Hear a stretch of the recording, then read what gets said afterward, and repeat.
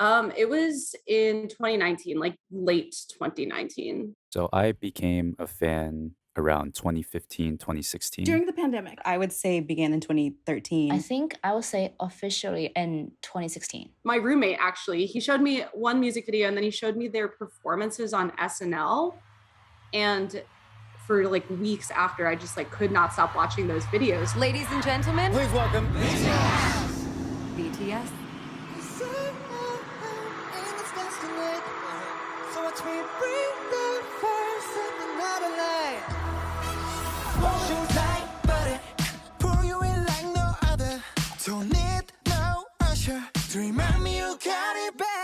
The K-pop group song got over 108 million views within the first 24 hours of its release. There's an interesting concept in Korean culture called wonjo. Means the original. Here, the K-drama world has been the talk of the town, not only in Korea but also worldwide. Sleeping Beauty in Demand for Korean beauty products, or K-beauty, continues to rise. One day, one face mask. 오빤 블랙스타. This aspiration to be the best at something. What makes Korean-style chicken different from other fried chicken is the sauce. It's so crispy, juicy. It's one of my favorite foods here in South Korea. And that translates into Koreans wanting to be the top of the world. The all-new Hyundai Tucson.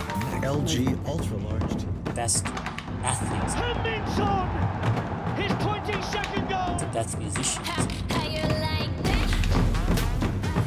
And to achieve it at a global level. And the Oscar goes to the American Music Award goes to Parasite.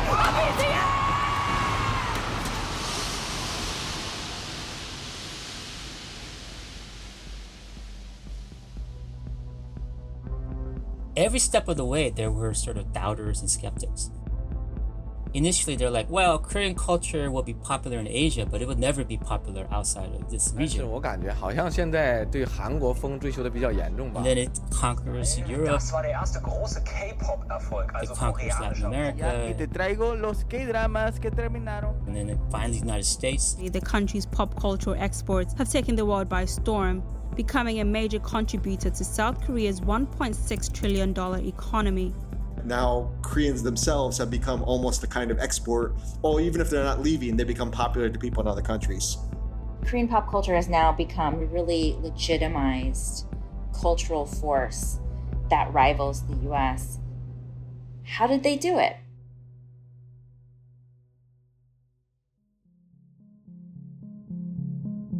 How did they do it? How did Korean culture go global and take not just the world by surprise, but also Koreans themselves? I'm Randa Abdel Fattah. And I'm Ramteen Arablouei. On today's show, how a devastating war, nationwide economic collapse, and a deliberate government campaign gave rise to Hallyu, the Korean wave.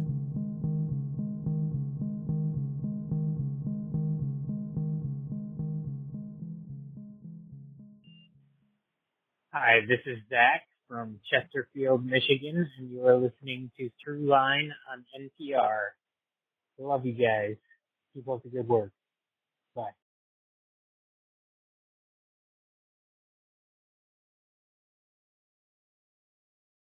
Part 1. 고생 끝에 낙이 온다. At the end of hardship comes happiness. Oh, so basically, my family has never stopped talking about the Korean War.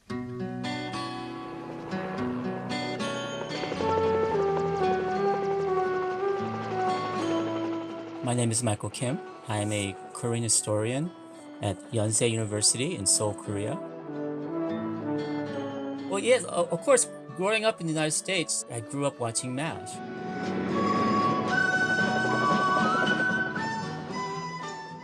It's basically a show that depicts the life of a mobile army hospital. I will take him second. What else you got? This POW over here.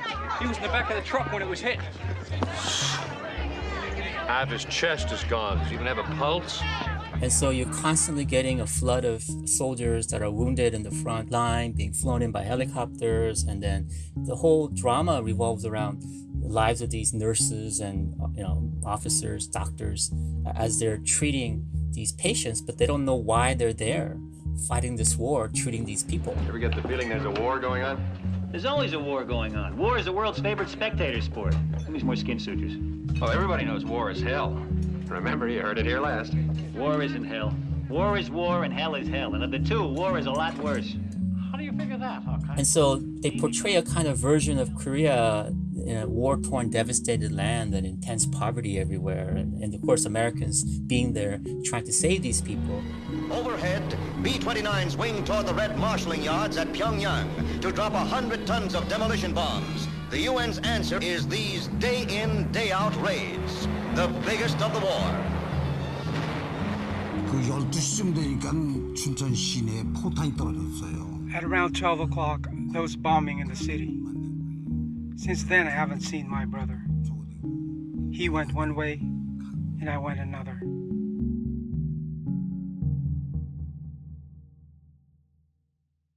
There's almost no one killed on my father's side because he lived so far south. But on my mother's side, like half the family was basically decimated. And so entire side of her family, like over a dozen people were killed in just one bombing blast from American bomber. And then, of course, all their friends all went through very similar experiences. So yeah, for that generation, my parents' generation, the Korean War is still living in their minds. In the US, the Korean War is also known as the Forgotten War. But for the Korean Peninsula, the 3-year-long war was devastating. The US dropped more bombs on North Korea than it dropped in the entire Pacific theater during World War II. Almost all of North Korea was flattened. And in the stories that Michael's parents told him and are still telling him, Michael also learned their attitudes towards Americans. I don't think that on my mother's side, anyone ever thought that the Americans did it on purpose. So for that generation, because of the context of the Korean War, even if there was all this violence in your family from the American side, they would still understand it because it was necessary to fight off the North Koreans. The Korean War was one of the first Cold War clashes between the US and the Soviet Union. It was an ideological battle, communism versus democracy, North versus South, a battle that would never formally end, with two global superpowers backing opposite sides at the Korean people's expense. Michael grew up understanding that Korean experience through America. But as an adult, he moved to South Korea to live. Growing up as an Asian American in the United States, you don't really necessarily understand your Korean part or your Asian part. And so I think that's one of the reasons why I decided to research Korean history and then later return to Korea, where then I start to encounter my Korean side. And in his studies, Michael came to understand that the ambivalent relationship between the US and South Korea didn't actually begin with the war. In fact, long before American boots touched Korean soil, American culture had already arrived. Why haven't you come before? I couldn't. I was afraid to. But you could have written. It's been almost a year since you escaped. But I haven't escaped. It came with the Japanese occupation.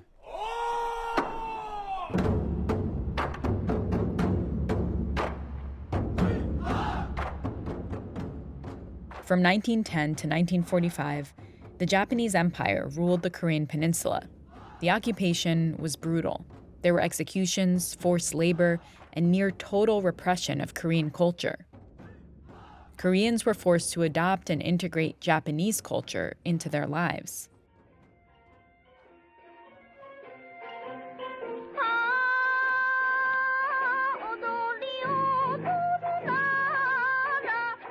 So if you're among the wealthiest and most educated Koreans, then life under colonialism, you would have an opportunity to attend Japanese universities and learn Japanese and become very much kind of Japanized in many ways.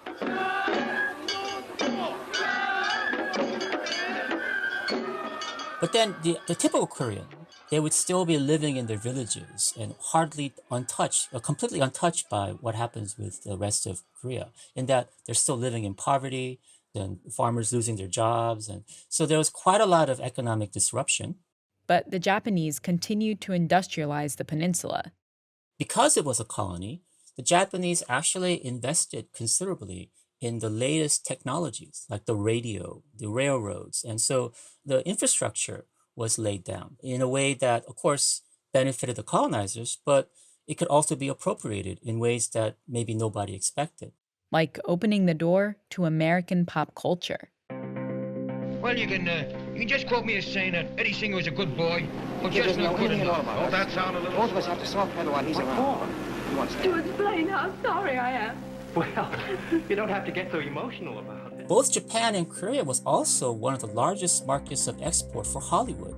So in 1920s and 30s, it was not unusual for a Korean who had the means to watch a Hollywood film.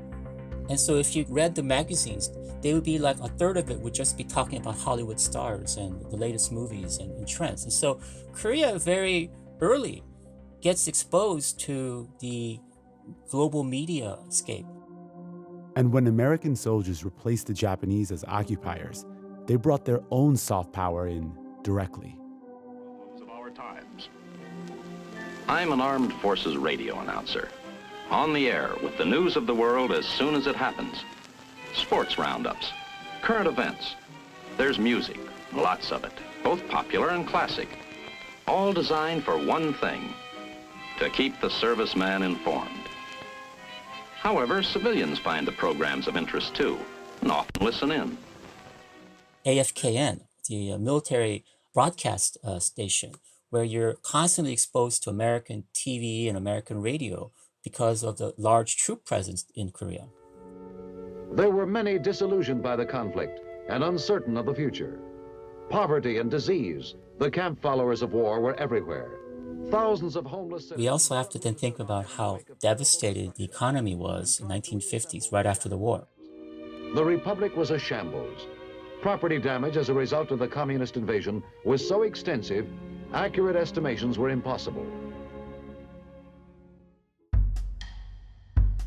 South Korea had been run into the ground. The land carpet bombed to dust where food was scarce, economy was non-existent, and the government unstable. The country had one of the lowest per capita GDPs in the world. It was a precarious moment. Then, 1961, a military coup. Park Chung-hee takes power. And then he becomes an elected president. Winner by a surprisingly narrow margin is General Chun-hee Park, who headed the junta. Whether its results will liberalize the government or continue a one-man rule, only Park can say. 부지런하고 자존심이 강하고 서로 협동을 해서 The Korea of my parents is really what we call the Park Chung-hee era. President Park and era of high-speed development. Though some ancestors were aristocrats, Park was born into an impoverished rural family. He made his name in the military, where he served as a lieutenant for the Japanese during World War II, and then as a general in the Korean Army. And once he took power, he ruled with an iron fist. Civil liberties and political freedoms were limited, and citizens were highly surveilled. During the era of Park Chung-hee, people had curfews, you couldn't stay out at night, and people would go around measuring your hair. If it was too long, they would cut it. They would measure skirts.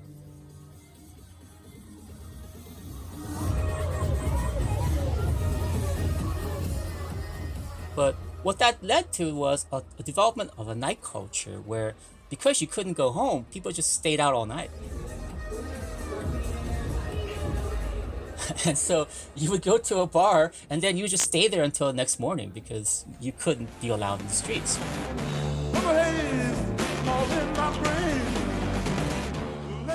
And so within these kinds of like speakeasies and bars, you had American rock music and all kinds of foreign influences.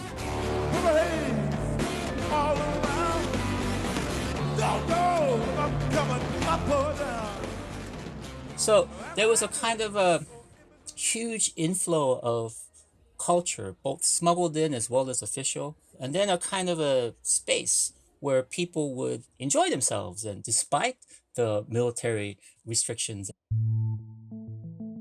Still, daily life for many Koreans remained harsh. Park Chung-hee's goal was to transform Korea's economy, and to do that, he demanded self-sacrifice. He made this clear in a translated letter to the president of Seoul National University. The survival of one generation is finite, but the country and its people's lives are eternal. Everything that our generation achieves through sweat today is not to live well today, but to pass it on to tomorrow's generation. Koreans imagine themselves all to be of one country. There's a kind of idea that Korea is this kind of harmonious society, that everybody works hard, and they do everything they can for the nation. Park hammered this message through culture and media. He censored content that didn't support his vision for Korea, and instead mandated that propaganda songs play at least twice a day on TV and radio, promoting hard work and patriotism. And then he unleashes the economic miracle. The message, the long hours, harsh working conditions, and low pay were all worth it, because it was all for the future of the free and independent South Korea. But for the citizens who were receiving this message, who'd been scarred from war and division and repression, nothing about this path was optional. There was no choice but to survive and toil on. When we come back, South Korea follows the road to prosperity and self-sufficiency at a very high cost. Hi, I'm Lily. And I'm Rose. And we're calling from Oxford, England, that is. And you're listening to Throughline from NPR. This message comes from NPR sponsor Capital One, offering checking accounts with no fees or minimums and no overdraft fees. That's banking reimagined. What's in your wallet? Terms apply. See CapitalOne.com/bank. Capital One N.A., member FDIC. If you're listening as a subscriber to Throughline Plus, we just want to say thank you. And if you're not yet a subscriber and want to learn more about how to listen to the show without any sponsor breaks, head over to plus.npr.org/Throughline. Becoming a Plus subscriber helps support all of our work at Throughline, so we hope you'll join. Now, back to the show. Part 2. 호랑이의 출생. A tiger is born. 각종 엄격한 테스트를 거친 포니는 40개국의 해외 시장에서 세계 인류 메이커의 자동차들과 당당히 경쟁하고 있습니다.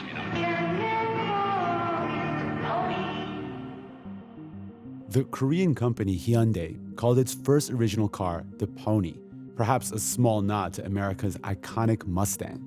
It made its international debut in 1974. They call it the national car. The Pony. Power and agility in a compact, superbly bred package. It was the first Korean car on the global market. The Hyundai Pony, built in the Far East using a lot of British machine tools and designed by an Italian, Giugiaro. A car inspired by the world, but built by Koreans. Wasn't necessarily the best car ever produced, but it was affordable for everyone. It was a big success. For a while, it was actually the best-selling car in Canada. And even though its popularity waned, the Pony showed the world that Korea wanted to be and could be a major economic player. Under Park Chung-hee, Korea underwent a massive transformation, but it started off slow. You do get the investments in the beginnings of small, first low-level industries. That's John DeMoya, a history professor at Seoul National University. Textiles, weirdly basic materials because they're building so much. And then the Vietnam War happens. The U.S. still had troops on the ground in South Korea, and Park saw an opportunity. The war would bring billions into the country's economy.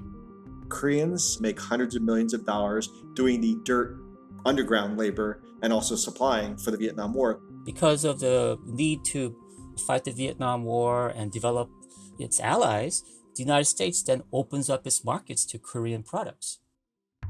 The pace quickened. Yeah, it's the Bali mentality, which is like faster, faster. The investments in heavy chemicals, shipbuilding, steel mills, and so on. Park also built up Korea's conglomerates, or chaebols. They operated as family-owned corporations and helped maintain family wealth. The Samsung and the Hyundai and LG, all these companies that many people are familiar with today, they kind of grew during this period, right? But back then, they were kind of like the soldiers on the front line. So by the time the Pony debuted, Korea was exporting goods, strategically adopting and taking elements from around the world to make Korean products. And they were doing it fast, with people working night and day, often sacrificing their well-being in order to make South Korea's economic miracle possible. Park cultivated that spirit of Wanjo. We came off the war, we're obsessed, we're angry, we're going to catch the Japanese, we're going to catch everyone else, and we're going to beat them all.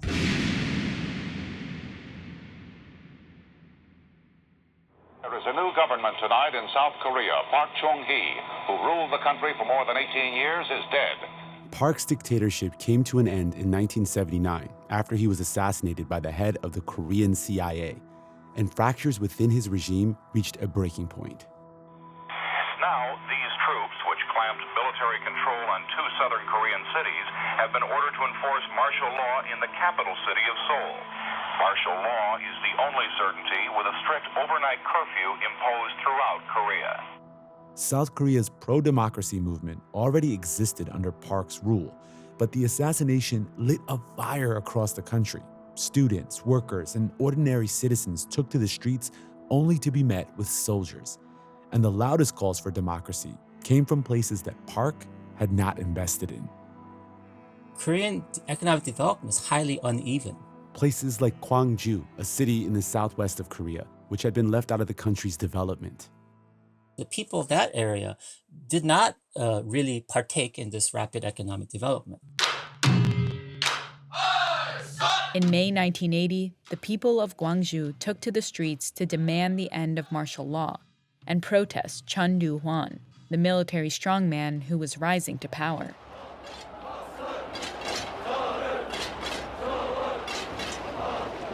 It was an unprecedented event. The government heavily censored all coverage of the protest and the response. Everyone, we must step forward. Let us protect our students. Let us drive out martial law troops and protect our city with our own hands. Under Chun Do-hwan's orders, the military entered the city and attacked and killed their own people, claiming they were North Korean-influenced communists. After nearly 10 days, the siege came to an end.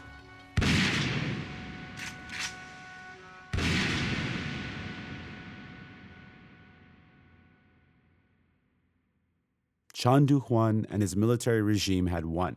The violent stifling of the Gwangju massacre cemented his role as the new leader of South Korea. Once in power, Chun Do-hwan's government started promoting distractions. He wants to encourage the students to sort of engage in more entertainment rather than protest. So President Chun Do-hwan is very famous for launching what we call the 3S policy: sports, screen, and sex. And that he encourages the development of the Korean media and cinema and brings in sports leagues as a kind of a diversion.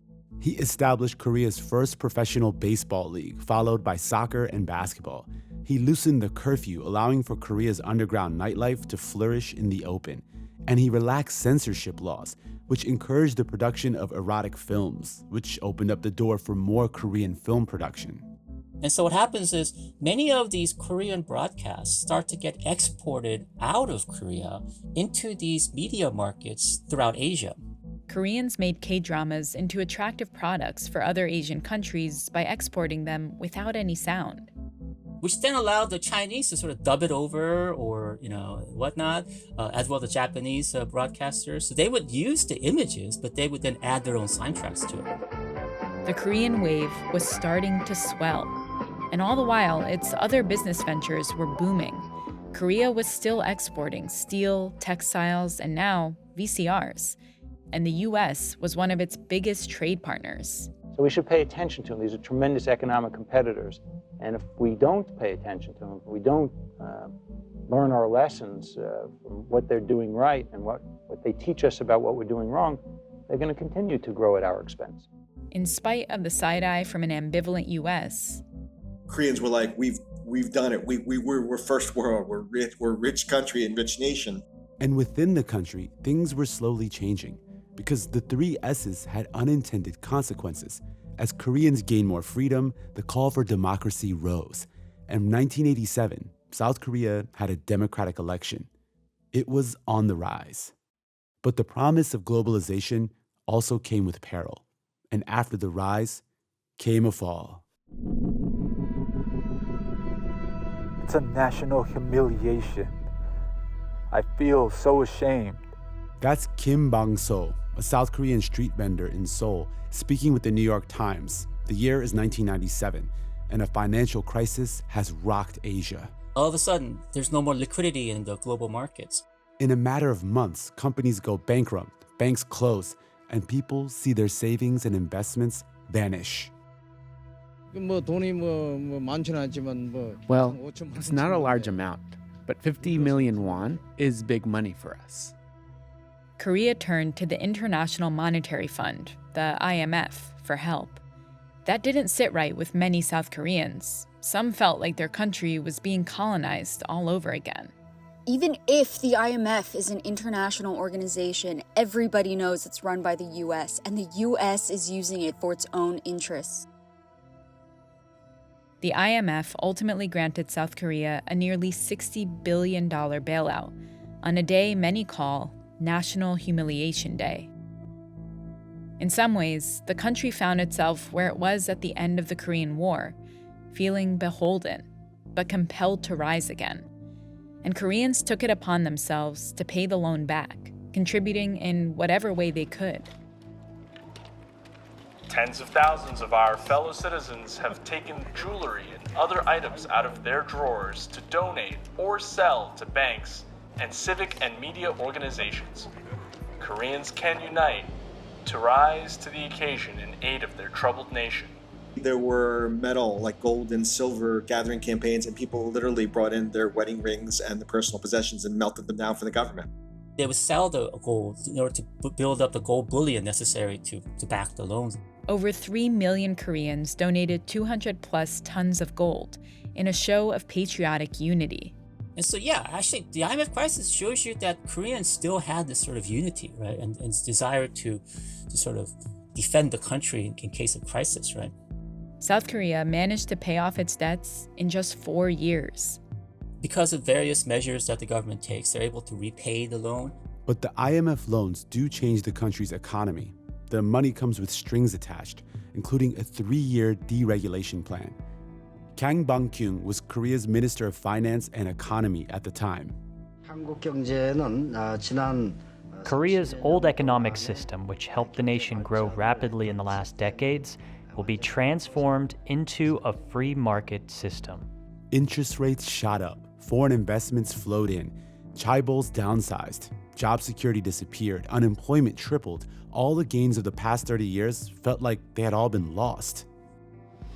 많은 노동자들이 정리해고를 받을 수 없다는 생각을 갖고 있습니다. 그것은 핵심적으로 정리해고를 If we thought we could survive after being laid off, we'd consider it. But the social welfare system is simply inadequate, so we cannot survive layoffs. Korea had to change once again. A few months after the economy crashed, South Korea elected a new president, Kim Dae-jung, and he was a little different than past leaders. I solemnly declare in front of the people that I will faithfully carry out my duty as president. So he has this kind of colorful history of being in jail, human rights and democracy activist, right? The son of a farmer, the second of 7 children, Kim Dae-jung was from the Chole region, where the Gwangju massacre happened.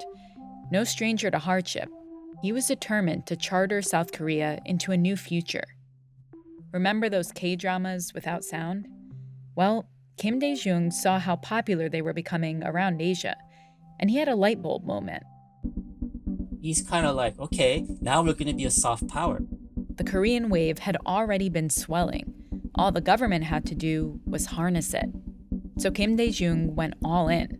He passed laws that established the government as what was called an entrepreneurial state. It became the government's responsibility to develop, finance, and promote cultural industries from film to TV to music. This included everything from building concert arenas to regulating karaoke bars.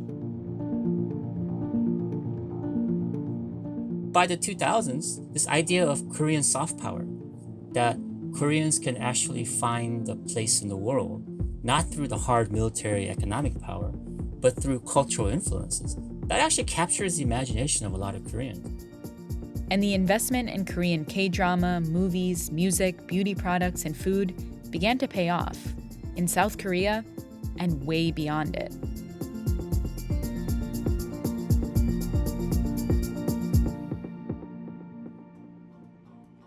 Coming up, Korean culture goes global.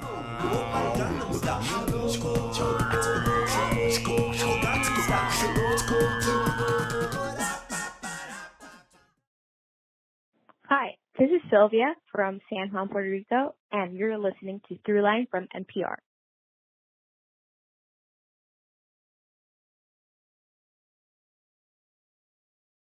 Part 3.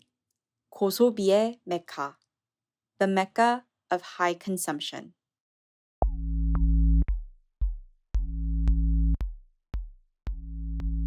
One controversy that is really a big one right now is eyelid surgery. This is Liz. And Liz is a Korean American who recently underwent a surgical procedure to alter her eyes. Now, it's one of the most common plastic surgery procedures for Asian women. Some say it's wrong, and others say, no, it's just making them prettier.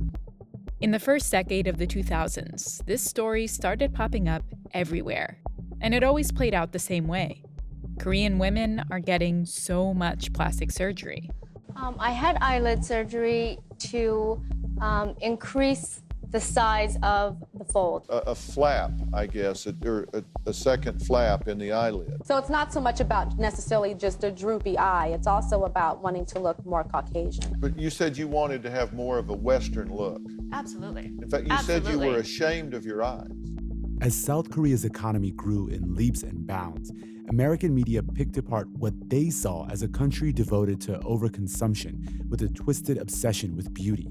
Much of the coverage suggested the plastic surgery craze was all about Korean women's desire to look whiter.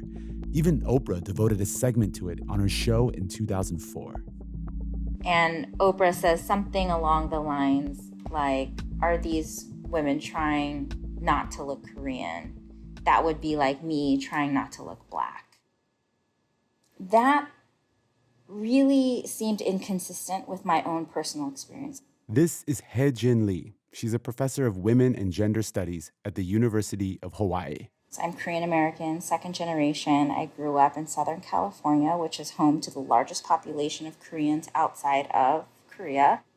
So the way that my community and my family were talking about it was much more that this is something that my older cousin did, my older sister, and I want to look like them, or I want to look like, a Korean actress or a pop star. I had never heard anyone say, I want to look white. In fact, the double eyelid procedure actually dated back to the Japanese occupation. In some ways, it had nothing to do with America at all. Of course, American media had influenced South Korea for decades, but there were also other factors at play. Korea is one of the most competitive societies that you'll encounter.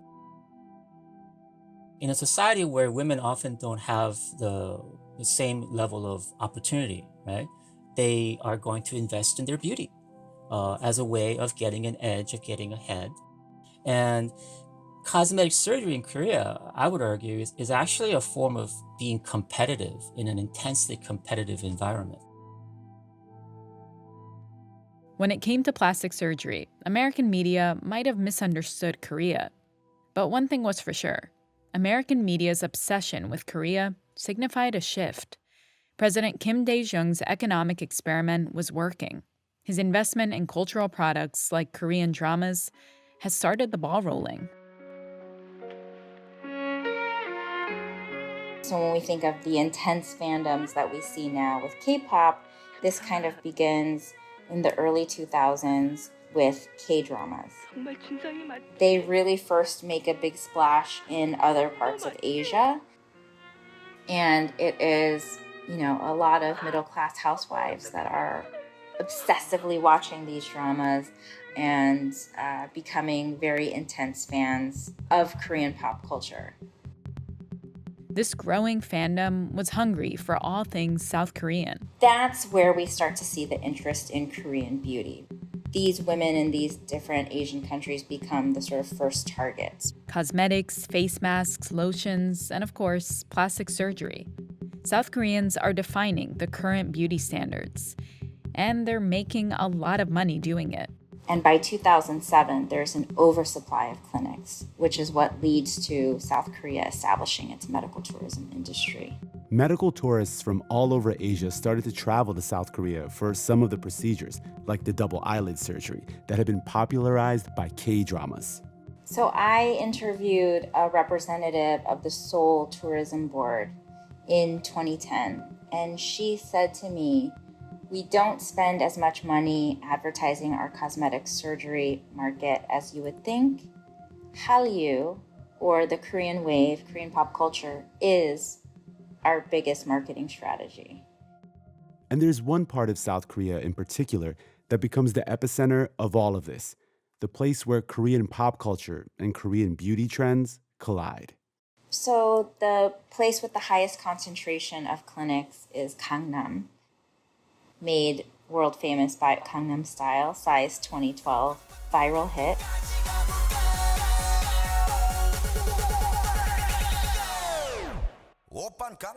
Gangnam Style. The music video was the first YouTube video ever to reach 1 billion views. And the song was written about a neighborhood of Seoul, Gangnam. He's talking about the richest neighborhood in South Korea, Gangnam. It is also home to the largest concentration of plastic surgery clinics. It's about 500 plus clinics in a 15 square mile neighborhood. You'd have tourists come from all over Asia to Seoul in order to shop. Not just to shop, but to see what the Korean women are wearing and what cosmetics they're using, because that kind of sets the standards for all of Asia. Gangnam is very much sort of the mecca of high consumption. Gangnam Style took the world by storm. It is really getting a lot of reaction in the US, isn't it, Janet? It was a classic example of K-pop. Catchy chorus, booming bass, a candy-coated, highly produced music video full of absurd outfits and bright colors. It's the video to watch, and I have to admit I've watched it probably about 15 times.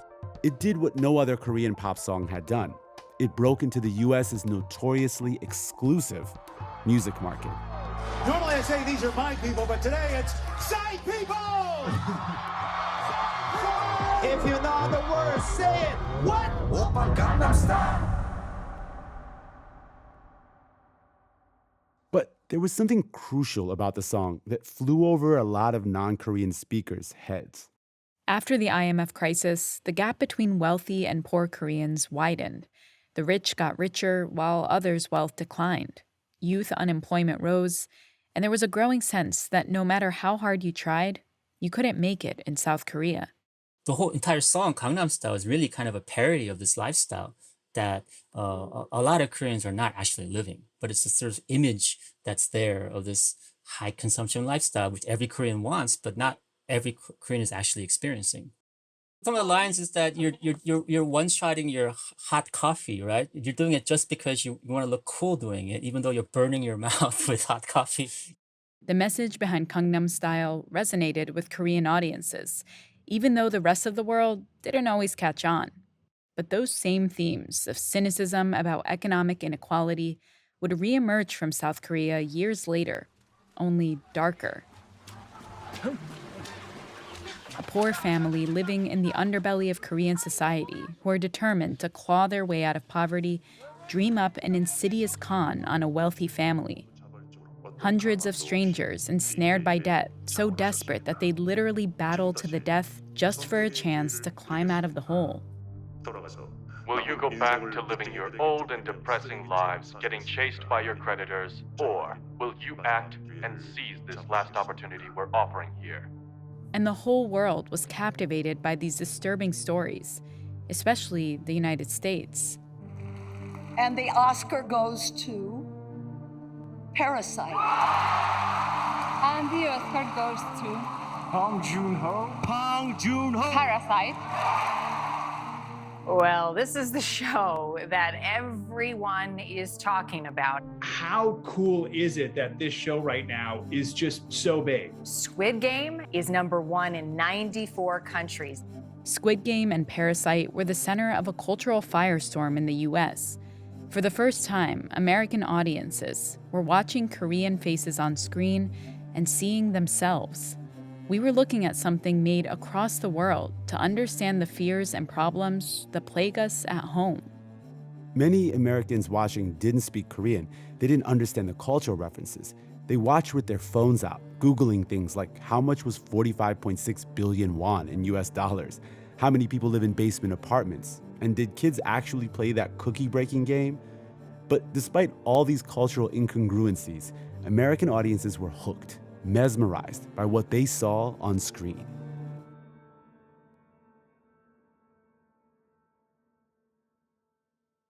I think one way to understand why Korean cultural products are so popular and so successful is that in many ways they're not so Korean.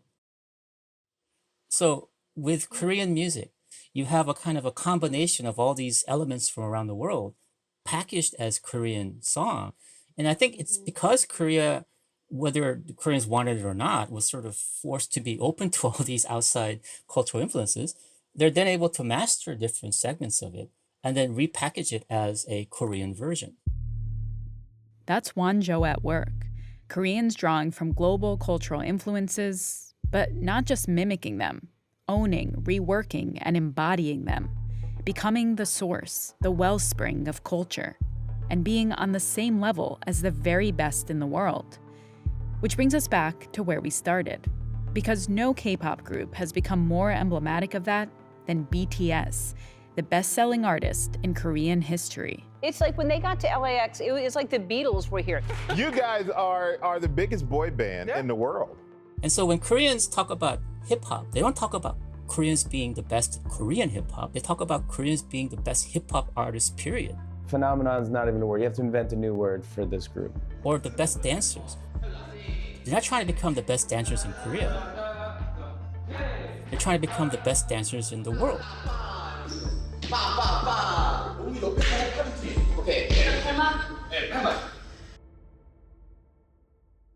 BTS debuted in 2013. Since then, they've taken over the world. It's just been non-stop for you. You won 3 American Music Awards, which... Schon mal was von den Bangtan Boys und ihrer Band BTS gehört? Un phénomène venu de Corée du Sud dont le groupe s'appelle BTS. C'est un groupe phare. Brasil solo para comprar los tickets para el concierto de BTS. I'm with BTS, and it is a great honor to be invited to the White House today to discuss the important issues. So here we are in 2022. 2 decades ago, President Kim Dae-jung bet that there was a global market for Korean culture, and that bet has paid off. Korean cultural exports like movies and music generated over $11.6 billion last year. The era of US total dominance over the global cultural landscape is starting to fade. We see again Korean culture, pop culture, and economics becoming a competitor with the US. And when the scales started to tip, that's when this fear emerges. Fear of what a shift in power could mean for the US. The uptick in anti-Asian violence and this kind of simultaneous, obsession with South Korean culture, I think are definitely related. South Korea, vis-a-vis, I think, its pop culture industry now occupies a kind of space that allows for young people in the US and around the world, right, to sort of place their aspirational desires onto South Koreanness. But that can exist alongside a sort of condemnation of Asia as invading, our culture or becoming too much of a competition. There's this push and pull between the US and Asia. In the US, we're coming to terms with the fact that we've got competition. We don't hold the singular spotlight on the world's cultural stage anymore. And in South Korea, things are complicated. The country is free, but the US still has nearly 30,000 troops stationed there. In the span of a few generations, they've seen a dizzying rise to the pinnacle of culture, growth that came with steep costs for many Koreans, as inequality soared and social divides deepened. Of course, Korean society itself is just as complex, just as controversial as any other society, right? And so I'm very wary of presenting sort of just the packaged version of Korean society and Korean history when there is actually so much trauma and so much destruction and death and suffering within it, right? There is this sort of idea that we have to share in the prosperity because there was this kind of common misery of the past. My parents these days, like with many elderly parents, are watching YouTube all day, right? But they often are watching these broadcasts that celebrate, that sort of are amazed by the fact that, well, now the Korean culture is the most successful in the world, or Korean products are the best in the world, because they grew up in a Korea where that wasn't the case.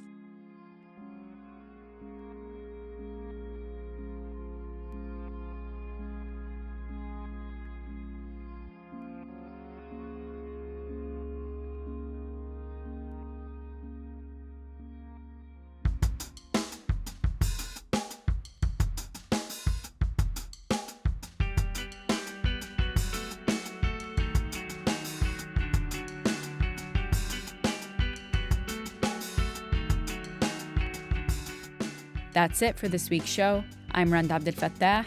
I'm Ramtin Arablouei, and you've been listening to Throughline from NPR. This episode was produced by me. And me, and Lawrence Wu, Julie Kane, Anya Steinberg, Yolanda Sangweni, Casey Miner, Christina Kim, Devin Katayama, Jennifer Etienne. Fact-checking for this episode was done by Kevin Vocal.